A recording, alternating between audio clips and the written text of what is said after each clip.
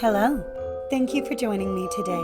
Please don't forget to like, subscribe, share, and leave me a comment if you enjoy my videos. Welcome to Nomad's Land Studios. Narrations by Rebecca. Nutcracker and the Mouse King by E.T.A. Hoffman. Chapter 14. Conclusion. Prrr, puff! Down fell Mary from a measureless height. That was a fall. But at once she opened her eyes, and there she lay on her little bed in clear daylight, and her mother stood beside her, saying, "How can you sleep so long? Breakfast has been ready long ago." To take notice, honored reader, that Mary, quite bewildered by all the wonderful things she saw, had at last fallen asleep in the hall of Rock Castle, and that the black boys or the pages or the princesses, with their own hands, must have brought her home and put her to bed. "Oh, mother, dear mother, wherever has young Herr Drosselmeyer taken me through the night? What fine things have I seen?" Then she told the whole story almost exactly as I have just told it, and her mother looked at her in amazement. "Dear Mary," said her mother, when she came to an end, "you have had a long, beautiful dream, but now shake all that out of your head." Mary obstinately stuck to it that she had not been dreaming, but had really seen all this. So her mother took her to the glass cupboard, brought down Nutcracker from the third shelf where he stood as usual, and said, "How can you, silly child, believe that these wooden figures from Nuremberg are alive and able to move of themselves?" "But, dear mother," broke in Mary, "I know very well that the small Nutcracker is young Herr Drosselmeyer of Nuremberg, Godfather Drosselmeyer's nephew." At this, both her father and mother broke into a loud peal of laughter.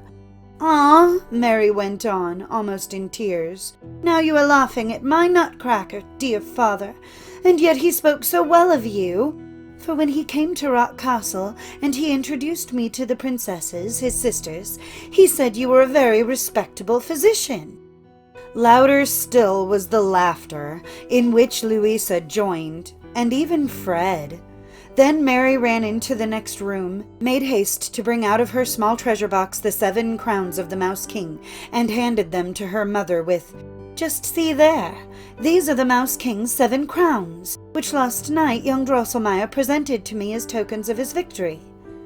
With astonishment the doctor's wife examined the little crowns, which were so skillfully made out of a very bright metal, quite unfamiliar to her, that they seemed the work of no human hands. The doctor, too, took a good, long look at them, and both father and mother seriously urged Mary to confess how she had come by these crowns. But she would only stand by what she had said, and when her father grew stern with her, even scolded her as a little storyteller, she began to cry bitterly, and to lament. "Oh, poor child that I am! What else can I say?" At that moment the door opened. In walked the counselor, calling out, "What's the matter? My godchild Mary crying and sobbing. What's the matter? What's the matter?" The doctor told him the whole story, showing him the little crowns. No sooner had the counselor set eyes on them than he laughed and said, "Silly stuff, silly stuff! These are the charms which long ago I used to wear on my watch chain, and I gave them to Mary as a present on her birthday, when she was 2 years old. Didn't you know them again?" Neither the doctor nor his wife remembered them, but when Mary saw that the faces of her parents had become friendly again, she sprang upon Godfather Drosselmeyer with the cry, "Oh, Godfather, you know all about it! Do tell them yourself that Nutcracker is your nephew, the young Herr Drosselmeyer from Nuremberg, and that he gave me the little crowns." "Stupid, silly stuff," muttered the counselor, making an ugly face. Then her mother made Mary stand before her and spoke very seriously. "Just listen to me, Mary. You must have done with all these fancies and absurdities, and if you say again that this common misshaped Nutcracker is the nephew of Mr. Counselor, I will not only throw Nutcracker out of the window, but also all the rest of your toys, Missy Clara too." Now indeed poor Mary could no longer speak of that which filled her whole mind. For you may well suppose that such splendid and beautiful things as had happened to her are not to be forgotten. Even Fred turned his back on her when she tried to tell him of the wonderful land in which she had been so fortunate. He is said even to have whispered "silly goose" at her, but the good nature he showed at other times will not let me believe this. Yet so much is certain that, since he no longer put any faith in Mary's story, by formally, on open parade, retracted the wrong done to his hussars, gave them, instead of their lost cockades, much higher and finer feathers from a goose quill, and permitted them to play the Hussar Guards' march again. Well, we know what courage these hussars had shown when the mouse balls came whistling at their red waistcoats. Mary might speak no more of her adventure, but that marvelous fairy kingdom still hovered round her in sweetly fleeting visions and beautiful echoes. She saw all its glories once more as soon as she fixed her mind on the remembrance of them. And so it came about, instead of playing as she used to do, she would sit still and silent, her thoughts far away, till everybody found fault with her for a little dreamer. It happened that, as the counselor was one day mending a clock in her father's house, Mary sat before the glass cupboard, deep in her dreams, looking at Nutcracker, and she could not help bursting out loud. "Oh, dear Herr Drosselmeyer, if you were really alive, I would not behave like Princess Pirlipat and despise you, when you, for my sake, had ceased to be a handsome young man." "Oh, silly stuff!" exclaimed the counselor. Then at that moment came such a crack and a jerk that Mary tumbled fainting from her chair. When she came to herself again, her mother was petting her and saying, "How could you tumble from your chair? Such a big girl. Here is the nephew of the counselor come from Nuremberg, so you must be nice and well behaved." She looked up. The counselor had again put on his glass wig and his drab coat, and was smiling very agreeably, and he held by the hand a small but well-formed young man. His little face was as white and as red as milk and blood. He wore a fine red coat laced with gold, white silk stockings and pumps, had stuck in his bosom a most beautiful nosegay, was most elegantly curled and powdered, and behind his back his hair hung done up in a bag. The little sword by his side seemed to be all jewels, it glittered so, and the small hat under his arm was woven out of flakes of silk.